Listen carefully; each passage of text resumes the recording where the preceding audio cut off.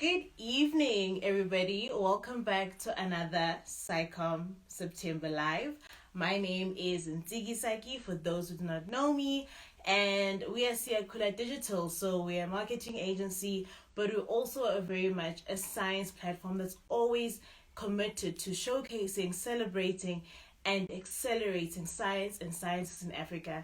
And obviously, this month is September, so we're just doing everything science communication. Basically, it's what we'll be doing all the time. All right. So today we have soon to be, soon to be Dr. Nxele. So I'm so excited about the chat. She's going to be telling us about what she does, and obviously, we want to find out her thoughts on science communication. So without further ado, I'm going to bring in our soon-to-be Dr. Siphesihle Robin Nxele. And there we go. Good Yeah. evening.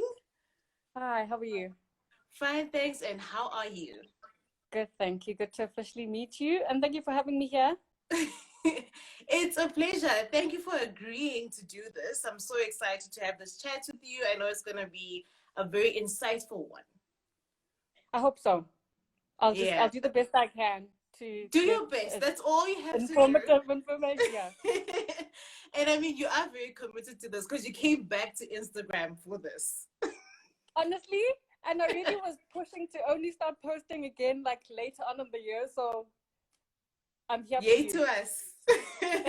Yay to us. So obviously we only have 30 minutes, but the 30 minutes can go by very quickly. Yeah. So we're gonna go straight into it. Tell us a little bit about you, your career, and how and why you ended up in chemistry. Um, that question is so broad. So I'll just go straight into how and why I ended up in chemistry. So, I've always been into maths and science. I've always been that nerdy kid living in the library, studying books. So when I got to Rhodes University, which is where I did my undergrad up to PhD, I started off with doing maths, physics, geology, and chemistry. So you do a general BSc and you choose a couple of subjects. Physics, it was not my thing. I feel like I tried it out. I thought I could do it because I did in high school, but it didn't work out for me. That was not where I was meant to be. So I dropped that, continued with maths and chemistry and geology. And then when I got to third year, I did a double major in geology and chemistry. And I decided to stick with chemistry from honors going up, leading up to PhD, because I felt like with chemistry, I could really just do whatever I need to do with it. So with chemistry research, you really just can just go into any field of research really when it comes to chemical sciences, because you've got pharmaceutics, you've got organic chemistry, which is basically the making or synthesizing of molecules and medicines. You have analytical chemistry, you have physical chemistry. So there's a lot of aspects of chemistry that there is. So I felt like I could apply myself more and really play around with it until I really found my place within the discipline. So also once I started getting comfortable in the lab, I started publishing and then doing work that could contribute greatly to medicine. So since then, I didn't turn back, and here I am. And your research that you did your joint PhD in, it's very interesting. I was just obviously reading a snippet of what you did. Do you mind sharing like a 30-second line about your research and why you did that specifically? So the research group that I worked with since my honors year, we generally focus on cancer research, and using dye molecules to develop non-invasive cancer treatments. So something that would work far better than your chemotherapies. But with the research that I did, I decided to go into early detection devices. So basically monitoring your health using easily accessible devices in order to kind of track your health, to prevent you getting sick to a point where you need invasive treatments like chemotherapy.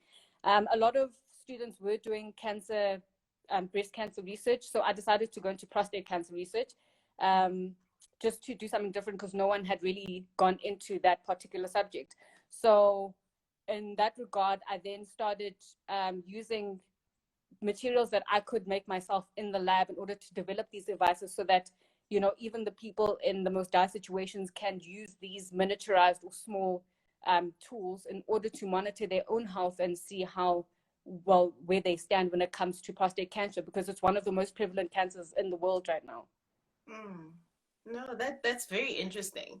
Yeah. And yeah, I mean, for anybody who's interested in her research, that's when you can DM our soon-to-be doctor and ask her. Then she'll explain the rest. But Yeah. moving right along, when we look at the field, because you just said your research obviously is prominent because of that's the kind of cancer that's really prominent in the world right now. But when Mm. you look at chemistry as a whole, or maybe you can make it a little bit more specific, how important is it, you know, in the world, and what has Africa contributed to the world? Um, so chemistry, I'm gonna focus on Africa. So my supervisor was actually very passionate about science in Africa as a whole and on the continent, and you know, us developing ourselves and growing ourselves as scientists and researchers within our continent and not running away, right? By the Or way, you're finishing up. allowed to name drop because she's a big name. Oh, Professor Nyokong. Yes, She's that is the amazing. woman that grew me to get to this point. Um, but yeah, so with Africa as a whole, and I think this is where a lot of my past colleagues and I's passionate is as much as we know that we live in a continent that is rich in culture and resources, we face a lot of issues such as food security, access to clean water, even access to decent medical care, right? Um, we I'm, we're trying to progress as a continent, we're trying to progress as a country, but we still face these issues. So ongoing research in chemistry, I mean, if you look into work that's already been published as well, you'll see that the basis of or the foundation of all this is understanding chemical processes and how things work. So when we look at water purification, for example, that's understanding the chemical process of how what happens when water interacts with certain substances or toxins or whatever pollutants that go into the water. When we look at food security, we now have to consider agriculture. Are we giving people the necessary tools to understand the chemistry of the soil, to understand the contents of the soil? What is it that will help improve the soil? What is it that we're doing to actually destroy our land, for example, that doesn't make it that makes it hard to cultivate?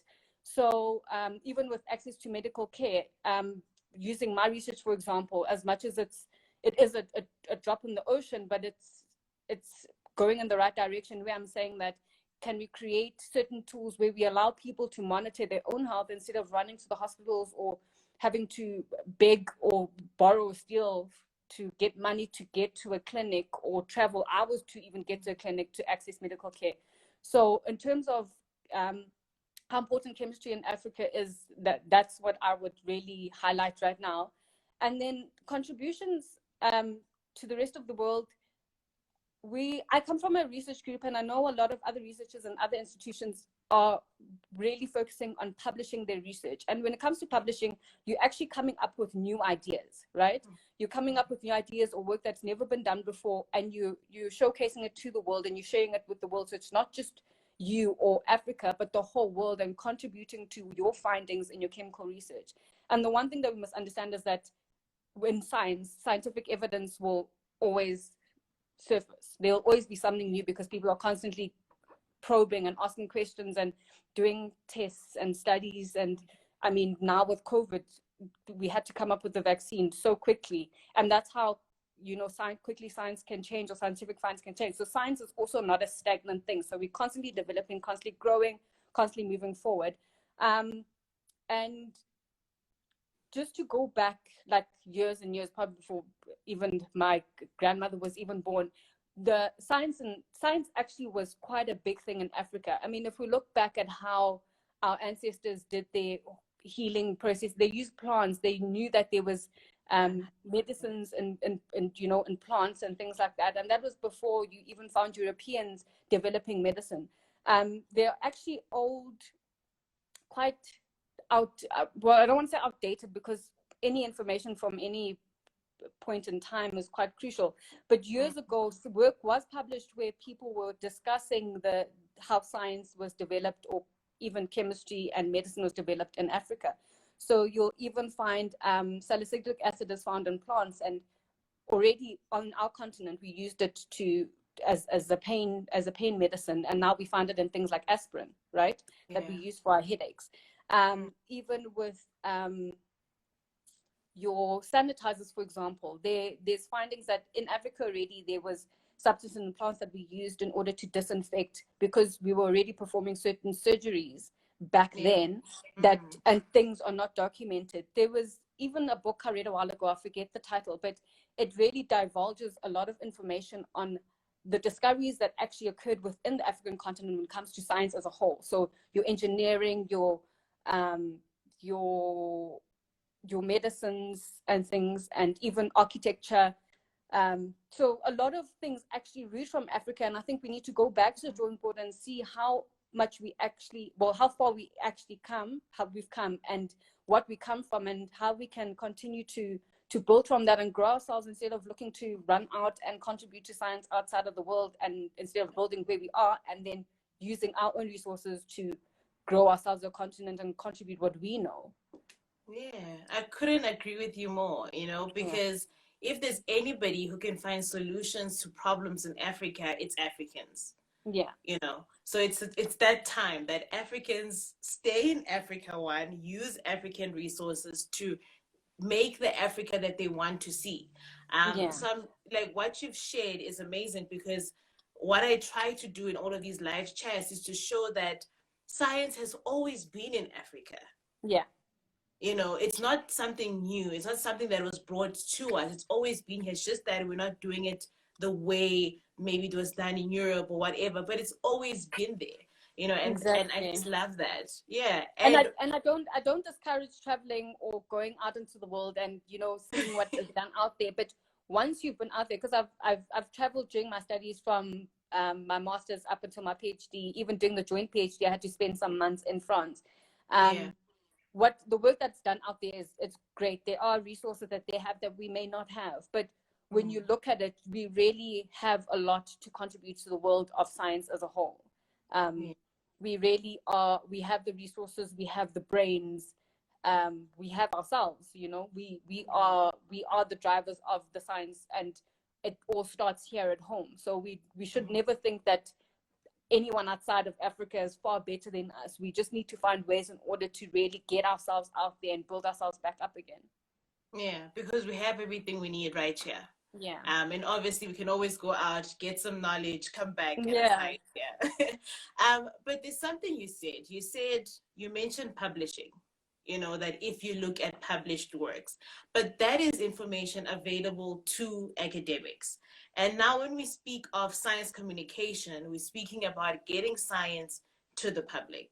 So what is your opinion on science communication, and how do you think we can go about it the best way? I think with science communication, and for example, your platform, it's so crucial. It's so important. You're literally bringing people from different branches of science into one live chat, and sharing different viewpoints on different subjects.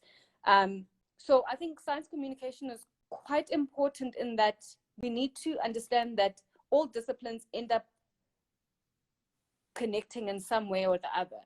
So if you look at your computer sciences, it connects with the world we live in now. Most things are digitized. When it comes to medicine and chemistry, it's connected, and pharmaceutics, you need the pharmacists or your chemists to develop all these medicines in order for doctors to be able to do their jobs as efficiently as possible. So with science communication, I think it's quite important in that we need to come together more. We need to really step up and get out there. I know for example, I went on a hiatus and I disappeared off social media, but I used to post quite a bit on the work that I was doing. And I really want to go back to doing that again, because you realize that you end up even forming connections with people outside of your own continent, outside of your comfort zone, outside of your discipline. And you learn more about how you can develop yourself as a scientist from where you are within your discipline, but also just dabbling into other different disciplines within the scientific subjects. So yeah, so I think the most important thing for me is that more of us need to step up and come out and have these conversations and put ourselves out there and be willing to, you know, be on someone else's platform and talk about what we do, what our issues are, even discuss failures and discuss, you know, progress and discuss issues that we face in academia, or even those scientists that have gone into industry. What is it that is, where's the gap, you know, that is between academia and industry? How can we bridge that gap? Because also if you go into other countries, you have more of a connection between your academia and your industry, where students actually do projects that are connected to industry, so that when they start working, it's not a matter of, okay, I did my thesis on this and now I have to let you grovel to find a job that relates to this. But, and also we're also trying to use the scientific research that we carry out to contribute to the science world outside. It can't just be, I'm writing a thesis and then I'm putting it on the shelf and that's it. Mm-hmm. It has to be applicable to the real world. Yeah.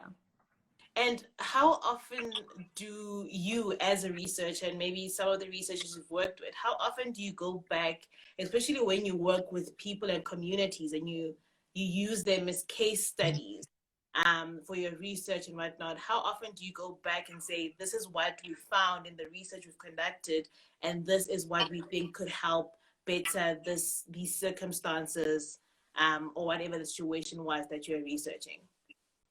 So with my research, I didn't do any research within the communities. So it was it was solely based within the lab and just doing the science in the lab, but not branching out. But I'm so glad you mentioned that, because it's things like these that we need to be aware of. That now, for example, you know, we could have someone else's platform where they talk about social sciences like that, where they look into things like that and perform that type of research, where they go out into the field and find out, okay, what is lacking within these communities? For example, do they have access to at least a basic clinic? What does that clinic have?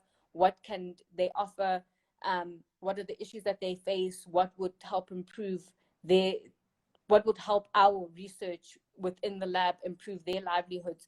So yeah, so I mean, like I'm saying, I didn't do any field work in that sense, but it would be such a great thing to sit with someone who actually does a lot of social sciences like that and links it to medicine or chemical research or any other type of scientific research, and then, you know, form a collaboration. Collaborations are so important as well. That we're not single entities. That when we grow up, and they say it takes a village, it really takes a village in everything and anything, not just your upbringing, but even your career. And, you know, wherever your passions lie, you need other sources that will help you grow your whatever project that you're working on.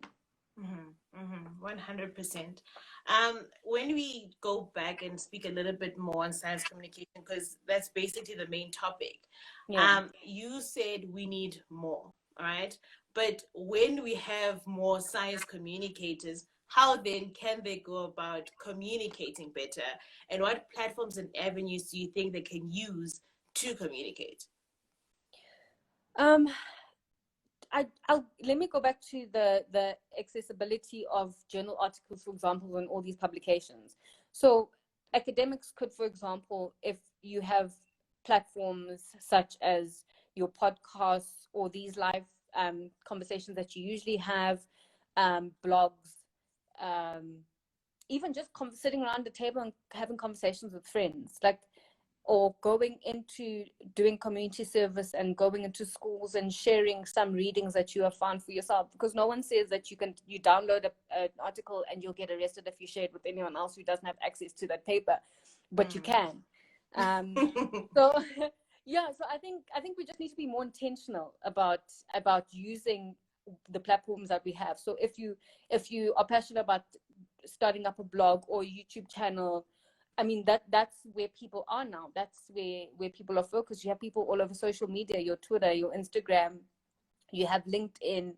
And I've seen a lot of people who are very intentional about sharing on these platforms and who have blogs and podcasts. So I think using whatever platform you have, do that.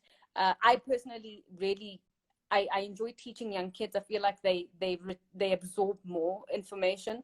So even going into that, even if you have a set curriculum that, okay, I'm just tutoring maths and science today to these grade 7 learners, maybe I can then have a 5-minute random conversation session where I'm like, okay, what is it that you want to know about science? This is what I do. What are you interested in? And then bring in more information to feed into their curious minds in that way. So just being innovative in ideas of how we bring it in. So yeah, that's just a few ideas that I have. Okay. I have it's almost like a trick question. All right. Okay. So how do you introduce yourself? So when you introduce yourself to people and they meet you for the first time, what do you say and what do you say you do? Do you say you're a scientist, or do you just say, hi, I'm Robin, or hi, I'm Siphesihle, and you stop there? Are you asking me if I have imposter syndrome? Which I do. Just want to You know what? It's very difficult. So when I literally just introduced myself as just my name, right? And I only talk about what I do more often than not when I'm asked what I do.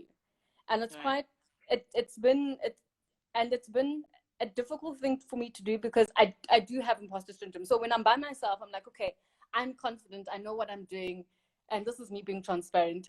But then you get into a crowd of people and you're like, will they really understand what I do? Can I really explain what I do? Will they see the importance of what I do, you know? So it's just, it's fun you ask, because it's something that I've recently had to talk myself through, like be bold and be confident and step up. And even so, this is I don't know what happened. This is why I was so excited to be on. It's okay. That's why I was so excited to be on this live, because I was like, oh, here's a platform for me to actually like practice what I've been trying to tell my brain. Like you deserve to be here. You've worked to be here.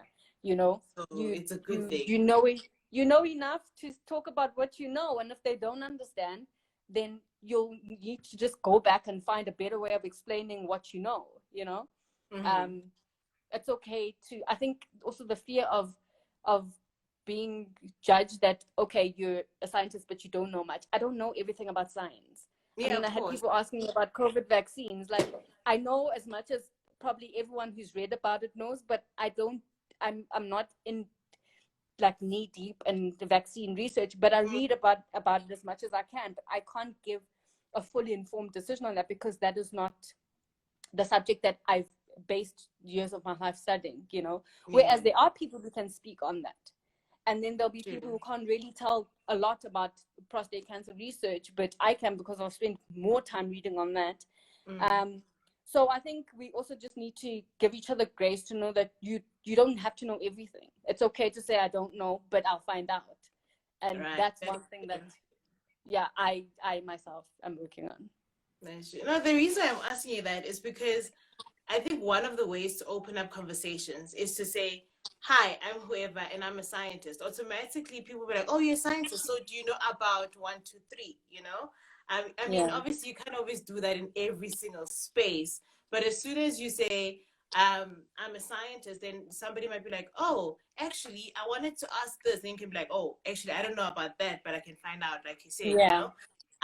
Although I also understand it can get really... it can get too much, because you have people who are doctors who will not say they're a doctor when they're in social spaces, because then everybody comes like, you know, I have this ailment. Does it mean? Exactly. So that's also a fear. So I get it, 100%, 100%. I just want to check our time to make sure we're still on good time, because we have a couple of questions that I saw coming through. So I want you to answer them before our time runs out. There were a lot of comments. Were you seeing them as they were coming through? I was trying to, but I was also... They move very quickly. Don't worry. I'll start asking the questions. Okay, so the first one is, can we call you Dr. SRN already? Technically, no. Apparently, you have to wait until it's conferred. So, unfortunately, I can't use the title officially, but we'll get there. Yeah, that's why we call her soon to be. Soon to be. And we have somebody here saying, during my second year BSc in mathematics and chemistry at UFS, so inspired by you, Robin. You're a black girl of magic.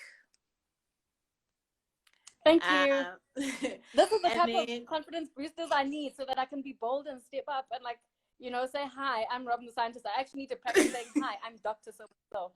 there we go. There we go. Somebody else saying the research sounds interesting and has real world implications. Um, and then somebody else, great conversation. We need more of this. Big up at Siakula Digital and at Robin. Um, okay, let's I see see. something Great about convo. funding.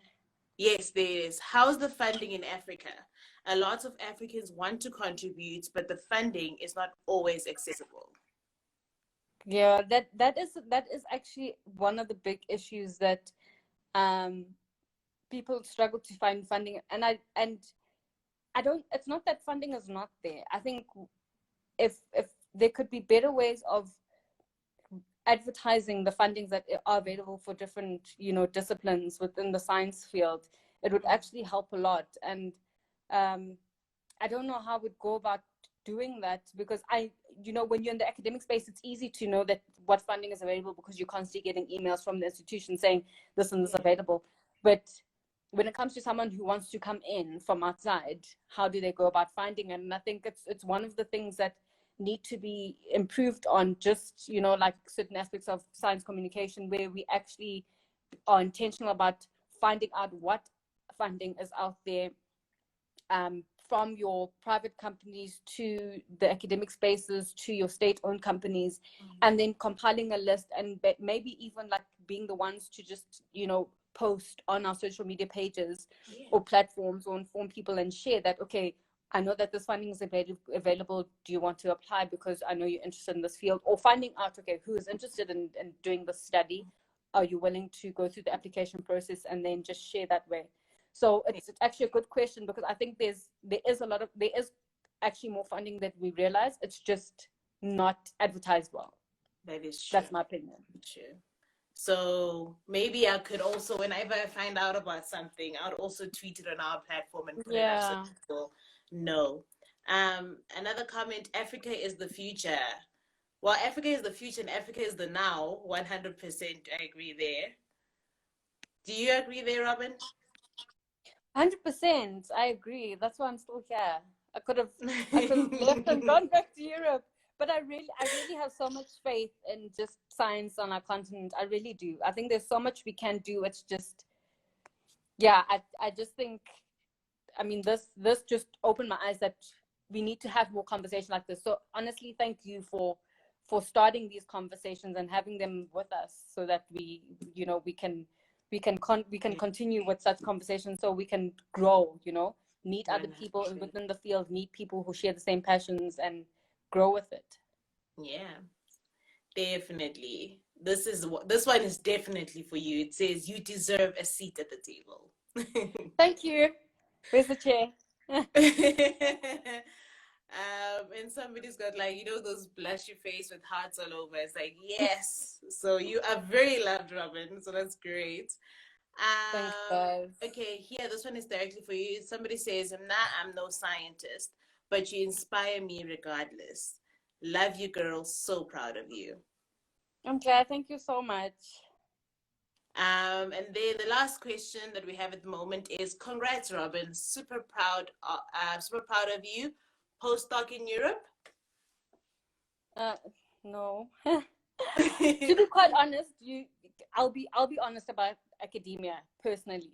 Mm, It was a tough road. It's not easy. It's nice to talk about it and sit here and smile, but it really is not easy. So for me, I want to go into industry. I want to go apply my knowledge, somewhere. And I mean, postdoc is great if you want to stay in the academic space. It's not a bad space at all. I just personally need a break from academia.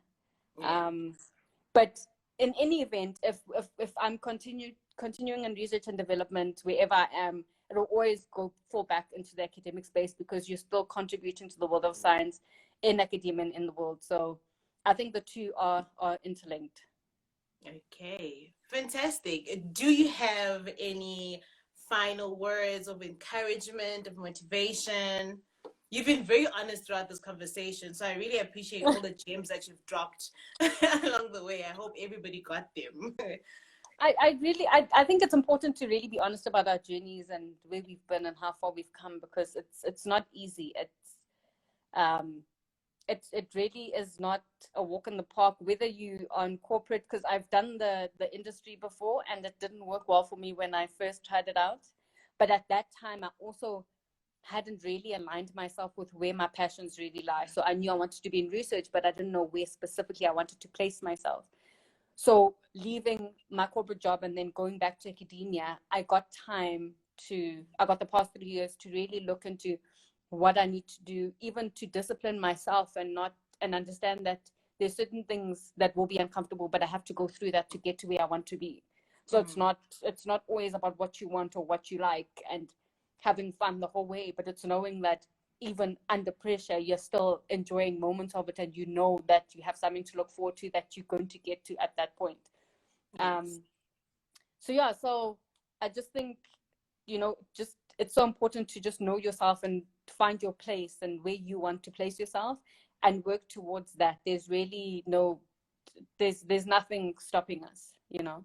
And I think the more we have these conversations as well, the more we create these platforms where we can have these conversations, whether you're a scientist or not, you're also opening doors for people to find people they can network with that can help them propel them to the next phase of their careers and their lives. So it's not just about us as well, it's about whoever is willing to listen and hear us out, because journeys are similar even though we're not in the same field.